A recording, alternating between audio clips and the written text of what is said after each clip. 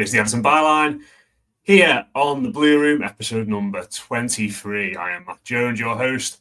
Joining me down the other end of the line, as ever, is Paddy Boylan from The Athletic, fresh back from sunny Bournemouth on the south coast. I imagine, Paddy, that was a revitalising and uplifting trip the weekend.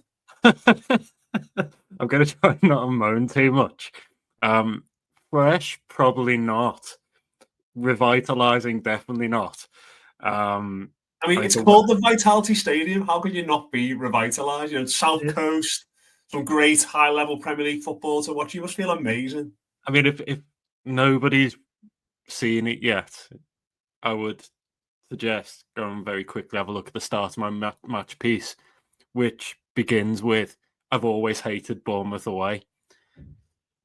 And I've been wanting to write that now for a long time, but this weekend was the first occasion when the editors allowed it to slip through.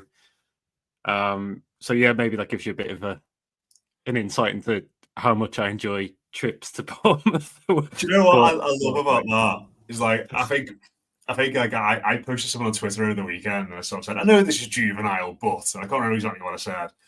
And you sort of done something a bit juvenile in your match piece. I saw Joe in the Echo put Bournemouth is where Everton dreams go to die. And it feels like Bournemouth and that stadium just brings out like the inner Everton child in all of us. When we're all trying to be professional and trying to be serious and analytical about this, but there's just something about that place and watching those lads in blue and white against their red and black that just brings out the stroppy little kid in all of us, isn't it? Yeah, I mean, I think my grumpiness is always elevated by a long day anyway, but particularly if then the result doesn't go in Everton's favour. But I think the other thing is that you walk around the Vitality Stadium and the infrastructure and everything else, and your initial impression is, like, this should not be a Premier League club in any way, shape or form. And that's probably nothing new to long-time viewers of the Premier League. This tiny club with a capacity much smaller even than Prenton Park, with Tranmere Rovers just over the water from Liverpool, and they're obviously in the lower leagues themselves. But then you set foot inside the stadium and everything that kind of can go wrong does for Everton. And also kind of walk away with a sense that, like, Bournemouth are upwardly mobile. They've made a lot of right decisions in recent years and are punching well above their weight. And Everton kind of have done the inverse in just about every way over the last 5 to 10 years. So, yeah, always a bit of a chastening experience. And, I mean, I'm sure we'll get on to the match in a little bit, but it was kind of a 1-0 that felt like a 3-0 for me in the sense that it could quite easily have been 3-0, but for Jordan Pickford. But, I mean, I try not to overreact and try not to get too emotional when writing these pieces, particularly because they are kind of snap judgments immediately after the game when I'm writing them. But even when sometimes, like, in hindsight, with a bit of time, the resultant performance can look a little bit better. But the more I've looked at this, the more I've gone, no, it was just awful in just about every way. And, like, even down to, like, the underlying numbers, I think, like, Bournemouth had, like, expected goals on target of around 3 in this game. So it's only Pickford really preventing Everton from taking a paddling. So yeah, just a day to forget. So yeah, neither fresh nor revitalised by the trip to the Vitality match. Well, I'm surprised by that news. I thought you'd be fresh as a daisy today. But before we get into just stealing myself to talk about it. Before we get into all that, we are sponsored as ever by the Bridewell. You can see their logo in the top right-hand corner if you're watching us there on YouTube. Do head down. I've got loads of home games over the next few weeks. So yeah, well worth heading in beforehand for a pint ahead of any of those games. Certainly the Peterborough one on Thursday. Might be tough to drag me out of there, to be honest, to go down to Goodison Park for that on Thursday night. And a reminder, if you watch us on YouTube, do hit like, do hit subscribe, do leave us a comment. We get thousands of people watching these videos, Paddy, and we get 100 or so likes on them. So if you're watching us and you're enjoying the content, please do hit like. It is very, very minor thing. You're telling more people to like? I'm telling more people to like, yeah. And subscribe. Do all those things, yeah, and you'll be our best mates forever. And if you're listening to us, you will also be our best mates forever if you leave us a 5-star review, a nice comment on Apple or or Spotify or wherever you get your podcasts. And just one other plug I'm going to start doing as well, Paddy, and this might start annoying people over the next 16 weeks, but I'm doing the London Marathon in 16 weeks. Yeah. And I've started doing the 16-week training program from today. So I'm going to be doing it, or attempting to be doing it, to raise money for Alder Hay. So I'll put the link if anyone wants to donate any extra cash they've got. I appreciate it's tough at this time of year for everybody, but it is for an amazing cause, and I could do with all the motivation possible. So the link will be in the description there as well. Good shout. But yeah, let's get on to the first of our 3 topics, which is not, despite our chat on Blue Sky, your terrible journey back from Bournemouth. It is. There's only one place to start, isn't there? It is the manager. And being brutally honest, Paddy, he had a wild few days in what he said. Going back from talking about Gary Bertels and Alan Richardson. Is it Alan Richardson, was it? I've totally forgot the other one's name, and the press conference on Thursday. So obviously, to what I imagine will be a forever infamous line, to what he said to Everton's in-house media after the game on Saturday, that the run wouldn't be too bad if he had a few wins to it. And there's been loads of rumours today. We are recording this on Monday evening, and as things stand, he is still the Everton manager, but things can move very, very quickly, as we know. As much as we don't know when it comes to the Freakins, we don't quite know how they operate, but probably important to timestamp this podcast a little bit. But he is still here. And I don't know about you, and like we were sort of texting today about this, but like I think we've come on this podcast at times this season, said Everton are very bad, Everton are very boring, Everton need to sort things out. But it just felt like, with all the stuff that he said before and after the game, what was going on with the Bournemouth fans singing, "How do you watch this every week?" Taking the piss out of Mother Pickford as well. All the stats that have done the rounds after the game this weekend. 3 wins in 19, 8 games where he hasn't scored in the last 10, etc., etc. Like, it's just been like, for me, it's gone from Everton being bad and boring to this is just getting a bit comical. And, as much as we said we wanted the circus to leave town when Mashiri left the football club, over the last 4 days, it's felt like this has gone from being concerning to being very, very calamitous as well. Yeah, and I think it's been bad and very boring for quite a while. But I suppose you keep expecting this, or some people expect this to pick up and for things to change. And the problem I'm seeing is that I don't see any evidence that, unless something dramatic happens in terms of Dyche's style and tactics and kind of a big improvement in performances, I just can't see that. As it stands, I don't see where that comes from. And we spoke very briefly there about the underlying numbers against Bournemouth. They were even worse than the scoreline. So you don't even have the relative solace that you had earlier last season, where Everton were losing games, but the performance level, the thing that underpinned it all, was actually all right, and that gave you a bit of hope that things could turn around quite quickly. Here there are basically no redeeming features, save for Jordan Pickford's goalkeeping performance on Saturday. And I even include things as simple and as obvious as the central defensive partnership for me.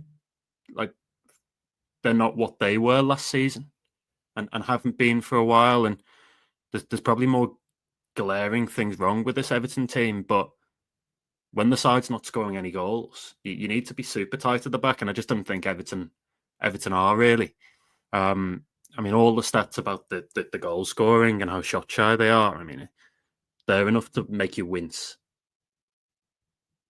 in their own right, aren't they? So it's quite a potent mix, like a side that just does not look like scoring and doesn't seem to even have a plan in attack, with one that is now, if we're being honest, heavily reliant on the goalkeeper performing miracles. And I mean, it is just as well that Jordan Pickford has picked up in his form from earlier this season, because it could have been an awful lot worse. So yeah, I've just come away from it thinking that Everton are increasingly stale, increasingly kind of anachronistic in the Premier League when you compare like the energy and dynamism that Bournemouth play with to what Everton are doing right now. I mean, there's an improvement in the second half, I think, on Saturday, a marginal improvement from a very poor first half. And that comes from playing a 39-year-old on the wing, almost as a second right back, trying to shut down their left. I mean, Bournemouth still score from their left, by the way. That's where the goal comes from. A 17-year-old attacking midfielder with basically no Premier League experience in Harrison Armstrong. And Calvert-Lewin up front, who hasn't scored since mid-September.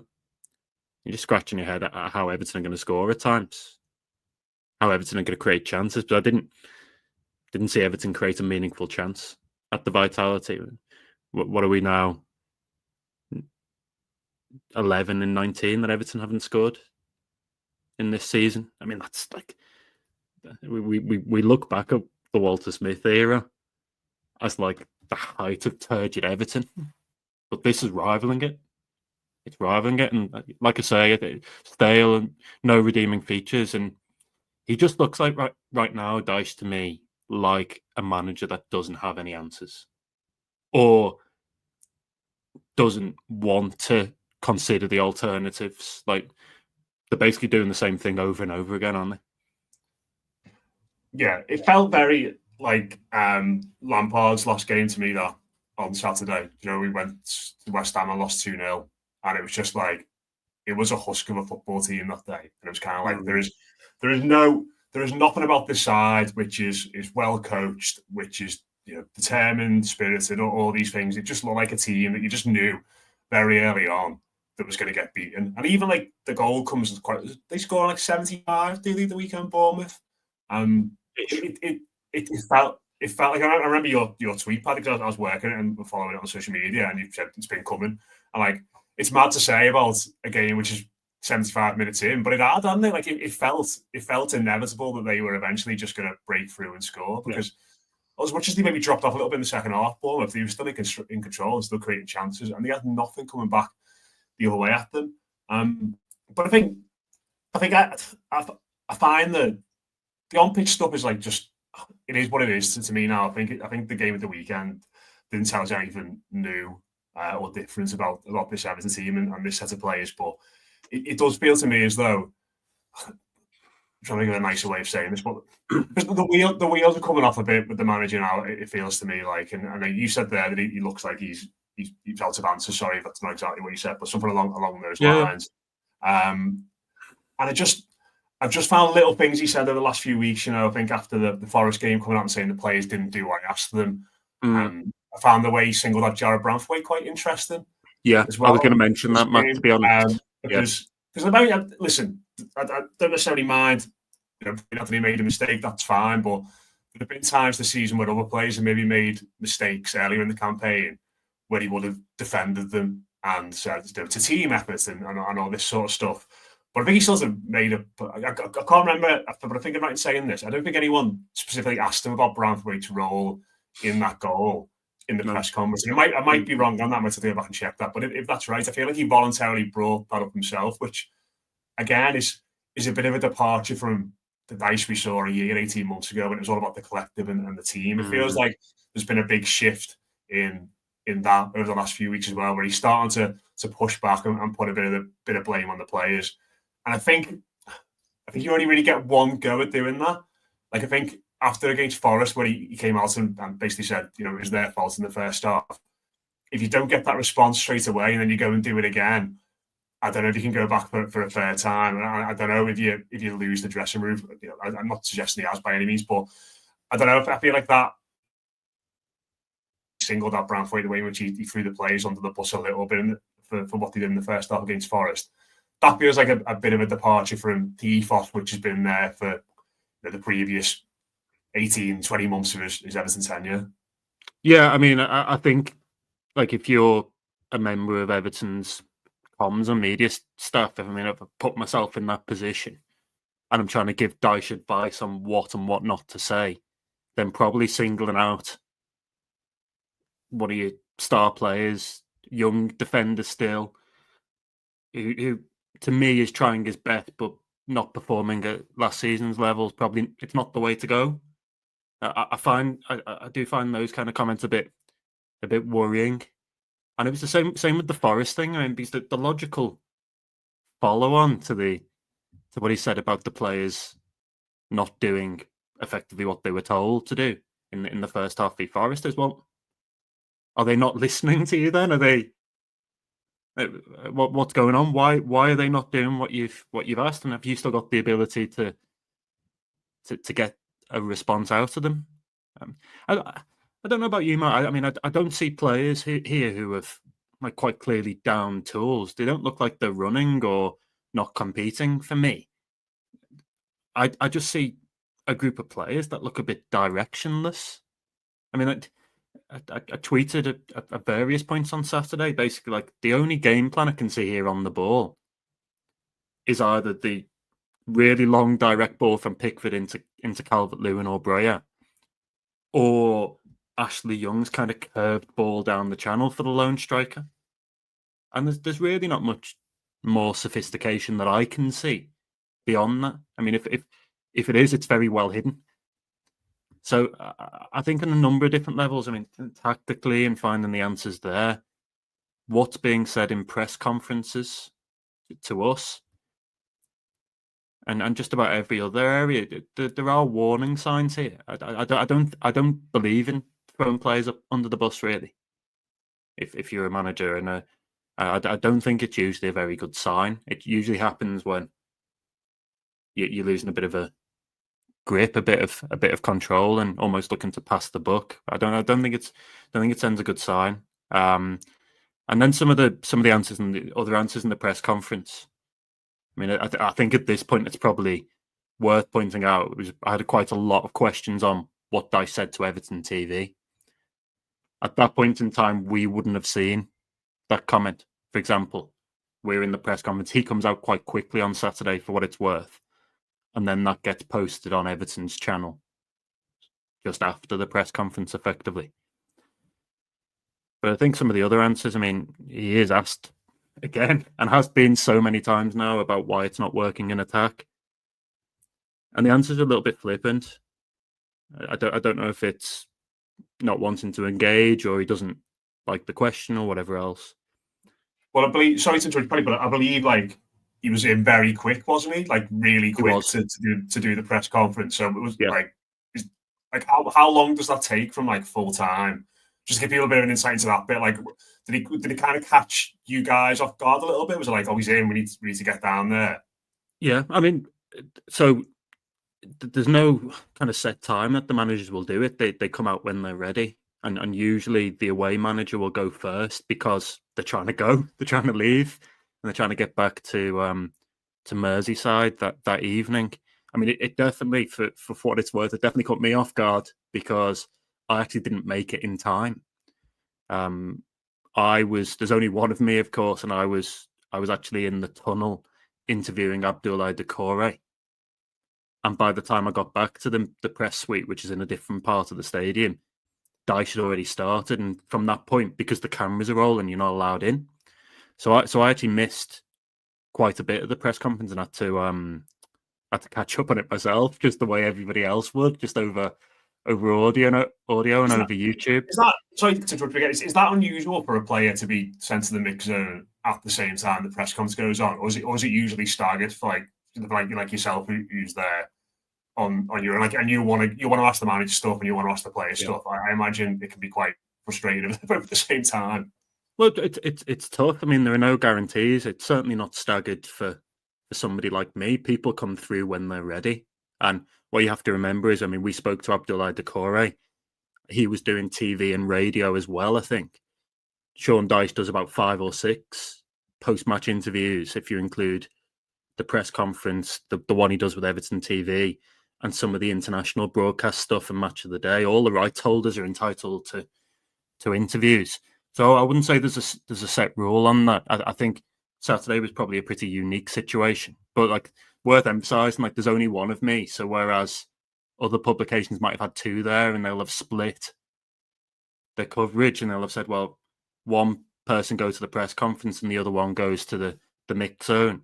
I've got to try and make a decision and go, well, if we get to the mix zone in time to interview Doucouré, then probably Dyche won't be back by the time the press conference starts. Bit unlucky on Saturday, but hopefully that gives people a bit of an insight into the timings of everything. I mean, just like for those that haven't read the quote from Decore, I asked him if he still had faith in this manager to turn things around, to get Everton to where they need to be. And I think Decore is one of Dyche's success stories, if you consider where he was with Lampard. He's playing more or less every week, and probably is not going to say to the media anyway, even if he did think something different, he's probably not going to throw, you wouldn't have thought, the manager under the bus anyway. He said that he feels Dyche is still the right man for the job as it stands, and people will have their own thoughts on that, but that's what he said. So just a really strange day all around, really, Matt, in terms of what was going on, what we saw on the pitch, which was just lame and stale. Some of the comments after the game, I mean, the famous one that will stick, as you say, is the line about if they had more wins, then the run wouldn't be quite as bad. And I do, in fairness, fully agree with them there. If they had more wins, we wouldn't be talking about Everton being in a relegation battle. But where I think this gets really difficult is in that I watched Ipswich on Sunday. I'm back in that phase now where it's watching those around Everton and kind of hoping and praying that they're not getting results. And obviously, if Ipswich had won, if they'd held out at the end and not conceded that very late penalty, they would now be above Everton as well. And Wolves, admittedly, having played an extra game. And we are back looking for, hoping that there are three sides worse than Everton this season. I think that's the current predicament. That's just where we are. I might see two teams worse than Everton right now. I mean, Southampton definitely are. Southampton are one of the worst sides that's ever come up, I would argue. Leicester might be worse than Everton right now. But I'm not sure Ipswich are, Matt. I'm really not sure. Based on what I saw a manager in Kieran McKenna who probably learned some harsh truths at the start of the season, but it's compromised has changed their system, has made tweaks, and they look better for it. They play with three at the back, and they have Liam Delap up front on his own. But what was really clear to me, A, was that they were finding him regularly. B, he was able to hold it up and was doing a much better job than any of Everton's target men have done this season. And C, because of the system they're playing, they immediately had two runners very close to him. On this case, it was Broadhead and Smodics.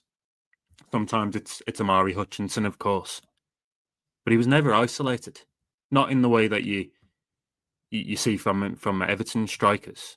And I mean, I think we're at the point now. I mean, I was looking forward to seeing Breyer, and I still think he's a good, albeit seemingly injury-prone player. But I don't think it matters who you've got up front if you're playing in this way. I mean, maybe Calvert-Lewin is still the best solution purely because he can win stuff in the air and he does occasionally knock stuff on. But I mean, it's really slim pickings. You are so isolated, and there is such little creativity in the side. So that's a takeaway for me.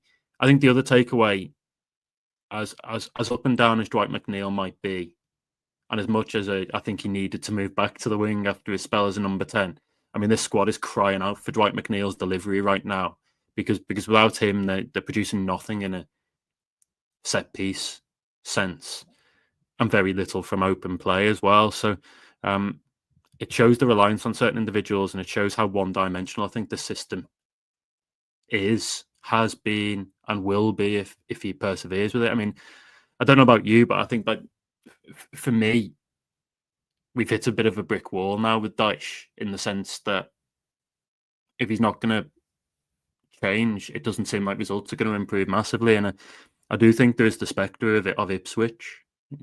They've already made moves in January. They look better as it is for the changes McKenna's made, and they are spending, and Wolves are spending. So, I mean, Everton need to get their act together, and they need to sort out what they're doing very quickly.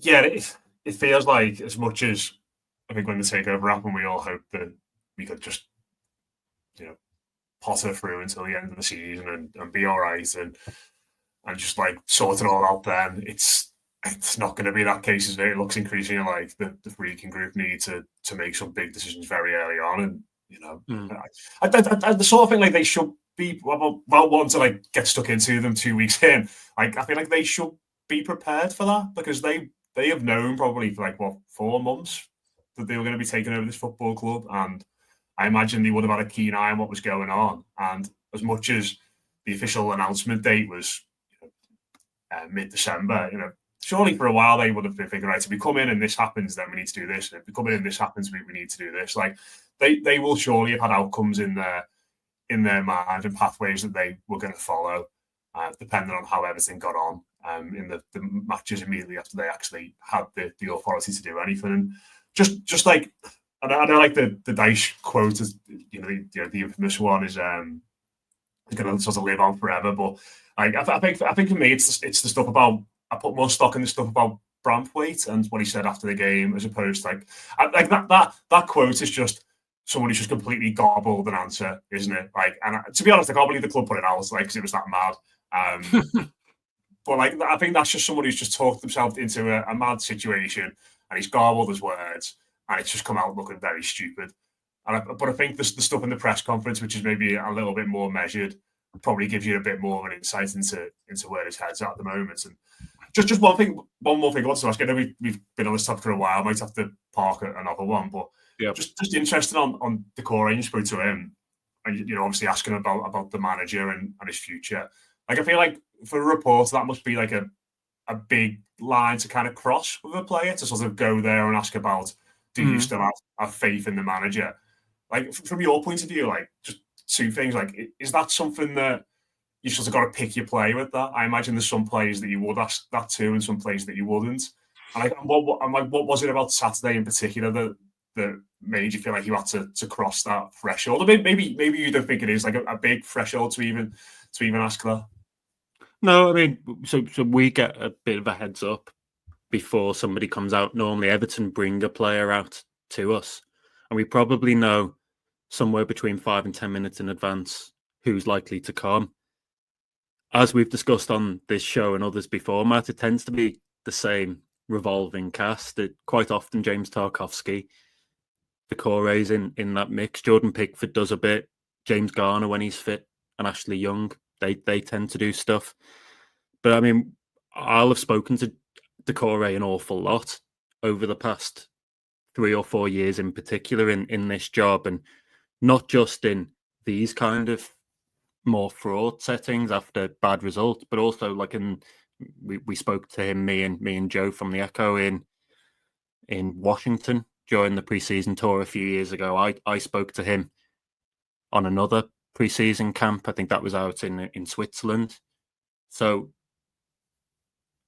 I, from that, can get a sense of what he's likely to respond well to and not. I mean, when you ask a question like that, you know that there's some kind of precarity there, isn't there?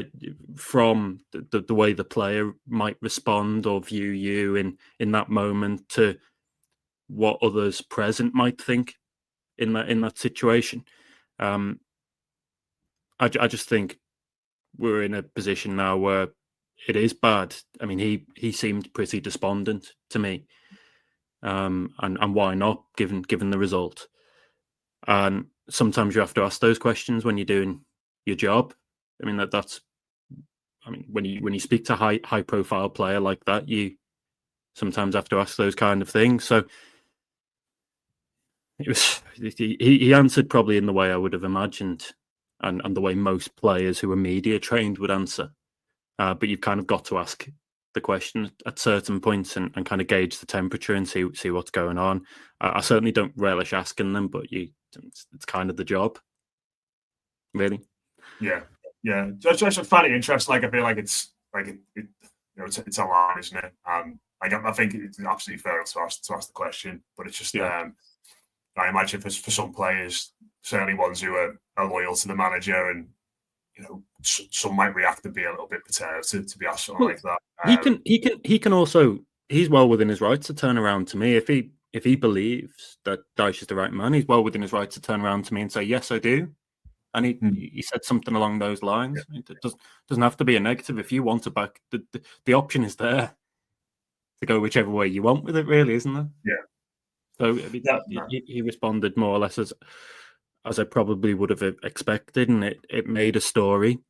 I think the big talking point on Saturday really was not necessarily formations or the performance of individuals. For me, it was the situation with the manager, how bad it's got, and can it be improved under this regime, under this coaching staff. And I suppose we'll see pretty soon what the new incumbents at the club think about it all. But I mean, I don't think the trajectory is positive. Like I said there, I'll be quite concerned about whether there's three sides worse than Everton right now on the table. I'll be quite concerned about Ipswich, and just sad to be saying that again, Matt, really, isn't it? Yeah, really, really bad. And yeah, I was sort of up celebrating around Jimenez penalty yesterday. Not ideal. Not ideal at all. I couldn't watch it. I couldn't watch it. I was that this is laughable, but I was still on my way back from Bournemouth at that time, and I've got. I knew you'd just get this nightmare journey in somewhere. Go on. No, I'm not going to talk about the nightmare journey, but I had it on Sky Go, and I was watching it on the train back, the final train back from Bournemouth, and there's no word of a lie. When he took that second penalty, I actually knowing that there was going to be a lag on the stream, I had to go and check FOTMob because I was that worried that he was going to miss it, and I just wouldn't be able to control it. It's mad, isn't it? We've got 18 games left for them. We've got 19. It's like, why are we in this situation? I can't do another half a season of this. It's it's mad, but yeah, I just feel like it ups it up. Like I think it's other hints of this on last week's show. Like I think we'll look back at this spell and think, what were we waiting for? Like it's so bad. It is so bad. But listen, as things stand, Sean Dyche is still the manager. He's doing a press conference at 4:00 on Tuesday to preview the Peterborough game, which would indicate, Paddy, that hopefully by the time this goes out, it's not all out of date and ruined. But we'll see. We'll see. It'll be the Everton way, won't it? We spent ages on that topic, so we'll just do one more. Sort of looking ahead to the transfer window a little bit. Some talk about Beto, obviously going to he's spotted at the airport, wasn't he? I think he's potentially in Turin, although from what I've read and kind of heard, I don't think there's much in that in terms of potentially going sort of signing imminently for an Italian club. But just in general, Paddy, January coming up, just wanted to get your sort of thoughts on what you're expecting from what Everton can do, because obviously in the past, maybe Everton have sort of made a tradition out of getting loans in January and doing well. We obviously can't do that because our loan spots are filled up. I've obviously got those PSR constraints, but then you look at that squad sometimes, I think, goodness me, it needs work. So is it a case still that we're going to have to be a little bit creative in this window, do you think? Yeah, I think so. And that's probably not going to surprise many people because everyone knows now about PSR and what the restrictions are, given the very sizable losses Everton have had over the last 5, 6, 7, even more years. Everton is under new ownership is still bound by those rules and still have to adhere to them. So I don't think it's a case that they can come in and throw loads of money at this straight away. I would strike a contrast between January and the summer, because obviously you move into a new PSR window on July the 1st. June the 30th is the deadline for this season, so 24-25. But from July the 1st, that's 25-26, Everton will probably be rid of an awful lot of player contracts, given the amount that are expiring. I mean, I make it 13 if you include Mason Holgate, who is still technically an Everton player. And you've also got the extra revenues that will come with the new stadium. So a 53,000 capacity stadium as opposed to a 40, more corporate seats, potential for new sponsorship deals and everything else. So I think this is really the last year where Everton should have to really worry about PSR or have to focus on PSR. And that means that I think January they still have to be careful from what we're told. They're not going to be able to splash the cash freely. Still operating in that market where they may actually be able to do some business, but it's not going to be anything, I would imagine, particularly spectacular in terms of fees, for example. So yeah, we still look at loans. We still look at other forms of signing. I think with the loan situation, they've obviously got 2 domestic loans right now, and that's the maximum you're allowed. So Jack Harrison and Armando Broja. If they wanted to bring in another loan player, then there are 2 options available to them there in terms of domestic loans. They would either have to make one of those deals permanent or terminate one of them. I know in Harrison's case, for example, there's no recall option from the Leeds side. Not entirely sure Leeds would want to take on his wages, which are Premier League wages for the second half of the season. So that's a little bit problematic in itself. They could tap into the foreign quotas not being used up, so they could tap into foreign loans if they want to. And I still think there will be some. So there's not a limit. I thought there's a four loan limit. I know that's changed recently. All I know is the space for foreign loans, but not domestic, as it stands right now. So that's an avenue available to them. I think there will be some money available, but not loads, given the PSR situation. So it's going to be another tough and challenging window. I don't think anybody looks at January and thinks this is the opportune window in which to do business, and that doesn't just go for Everton. I think that's more or less across the board. But I think it's quite clear, Matt, that this squad does need some pretty urgent help. I mean, one of the things, again, that occurred to me going back to the Bournemouth game was just how short a pace they are. I mean, it just can't transition really in any way, shape, or form. Don't have the pace, and die too far from goal for me, and having to do too much even to get close to the penalty area at times. So I think the one really big improvement that could be made is if they were able to find like a pacey right winger with a bit of goal scoring threat. I think that could, in theory, make a big difference, even in this rather limited and unambitious Dyche system. That would be important. My reporting so far around what we're expecting Everton to do in January is that they would like to sign that kind of player, and are also looking at several other positions, including potentially fullback.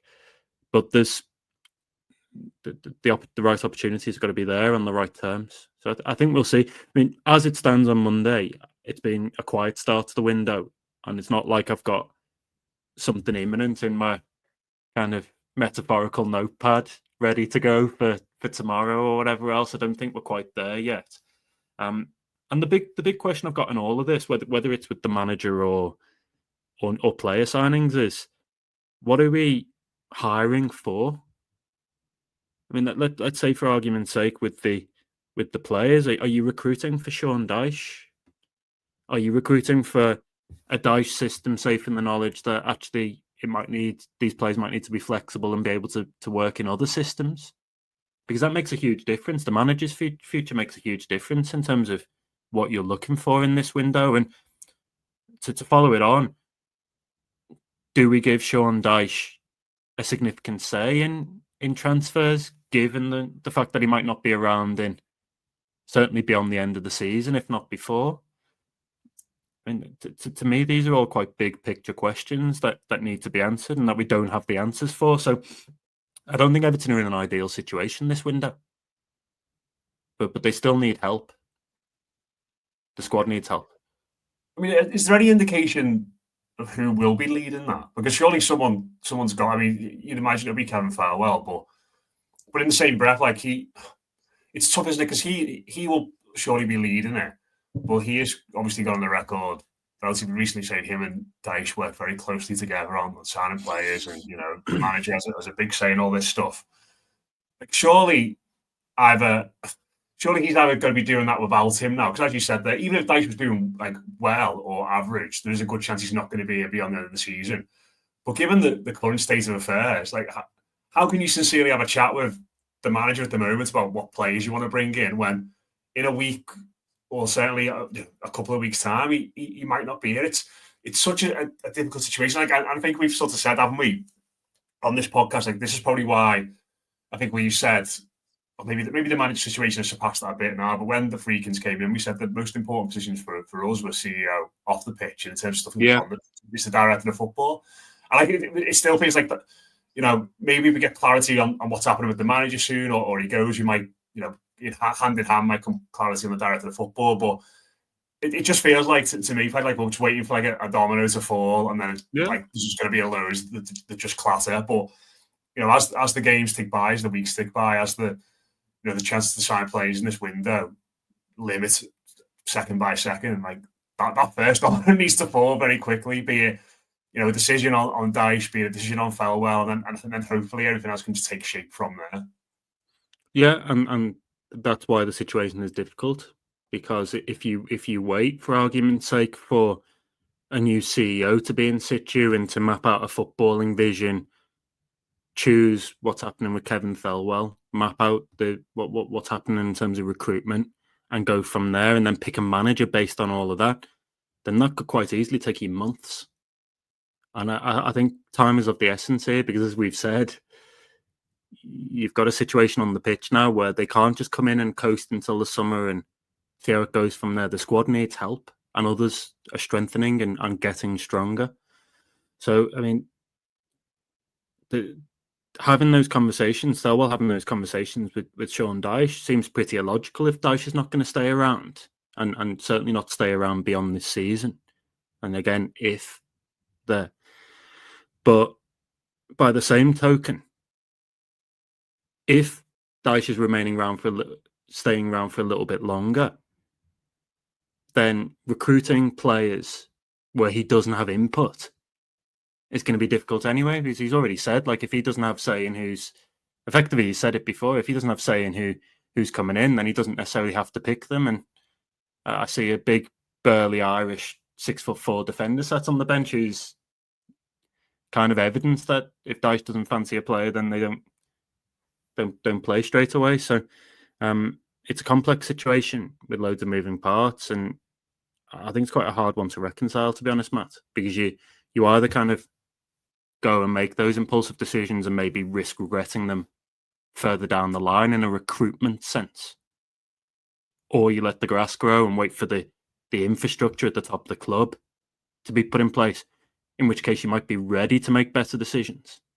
But then those opportunities in the market may have gone, and your position in the table may have worsened again, while others have strengthened. So it's quite a dilemma for the Freaking Group and everybody else. But I mean, they're going to have to get it right. They have to get it right, because Everton don't have much wiggle room here at all. Yeah. And like I said earlier, like as much as open and positive about them coming in, like I feel like they should be ready for this. Like I think we could have foreseen the situation happening as it is now. So they definitely should have been. And this is benefits of the doubt. It's still early in the month, still early in January. But we'll see. We'll obviously have to see. Just before we wrap up, Paddy, I'm sure there'll be people who were panicking, thinking that we'd forgotten the listeners' favourite section of the show. Okay. But obviously we haven't done the number 23s yet.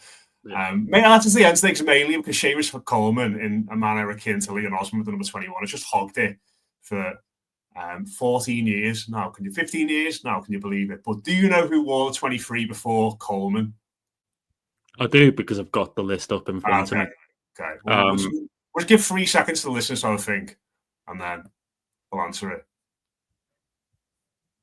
So I've got it being Felipe Senderos, Lucas Neal, Manuel Fernandez, and Pistone. And actually, before them, Eddie Bosnar, which is a great blast from the past. I mean, some of the names here, Matt, are fantastic. I mean, like Rodrigo Beckham's in there, Joe Max Moore, Carl Tyler. I've not even heard of some of the ones in the early 90s. So Rodrigo Beckham would have gone 23 after the real Beckham moved to Madrid. He would have been before, because Beckham went to Madrid in 2003, didn't he? So Rodrigo Beckham actually had the number 23 before the real David Beckham did at Real Madrid. Are you saying that David copied Rodrigo? Yeah. It's all a lie. Yeah. The evidence is there. The evidence is there, Paddy. It's all a lie. Other big names to wear the shirt. Joe Max Moore. How'd you like it? Carl Tyler, Michael Branch, Alex Smith, who I've never heard of, and John Doolan. Got to talk about Manuel Fernandez for a bit. I mean, like See, this version of Manuel Fernandes wasn't as good, was it? The number 37 Manuel Fernandes, when he first came in, was excellent. I think he wore 23 in his second loan spell. I'm gonna cheat and take in Manuel Fernandes as full time as an Everton player, not just as number 23 Manuel Fernandes. Just because I like talking about him. And Seamus Coleman is great, but we speak an awful lot about Seamus Coleman, and there's probably not much new that can be said there. So I'm going to focus on Manuel Fernandes and just remember how much I enjoyed watching him, and that goal against Manchester United with the number 37. I'm convinced he wore 37, but this list is saying he didn't. So I'm just gonna find this out while you wax lyrical about him, and then we'll establish. This is typical of the fake news media to come out with. I think you're probably right. I'll probably back you on this, but just do the research while I try and stumble through the rest of it. We'll take it from there. No, I loved him. Second spell wasn't quite as good, obviously. He did wear 37. He was such an exciting talent, and he had a good career after Everton, of course. But I don't think he reached the levels he could have done, because I think his ability there was pretty much elite. I mean, I didn't see much difference in terms of technical ability between him and, say, Mikel Arteta. It was just that Arteta put it together for longer. Just a really classy player. Do you remember him taking the piss in midfield? It was against Arsenal, where he was he's dragging the ball back and all that kind of stuff. Fantastic player, and that was probably an era when I actually enjoyed watching Everton play. Which kind of contrast. It might have been the last time I enjoyed Everton watching play, if I'm going to be slightly flippant and over the top. He was a proper all-rounder, wasn't he? He could tackle, carry the ball, great on both feet. Yeah, very graceful. Yeah, and I think didn't he come to the game in pre-season when we were trying to sign him, and then he ended up at Valencia, a bit. Again, I'm sure. I mean, that was very close. I think from what I remember the reporting at the time, that move back to Everton was very close, and then obviously was thwarted. So he joins the pantheon of good players and near misses up there with Ava Banega and Joao Moutinho and Valencia connection there, and all the others. I mean, that's actually the Valencia connection was what brought me onto Ava Banega, who was obviously another great player.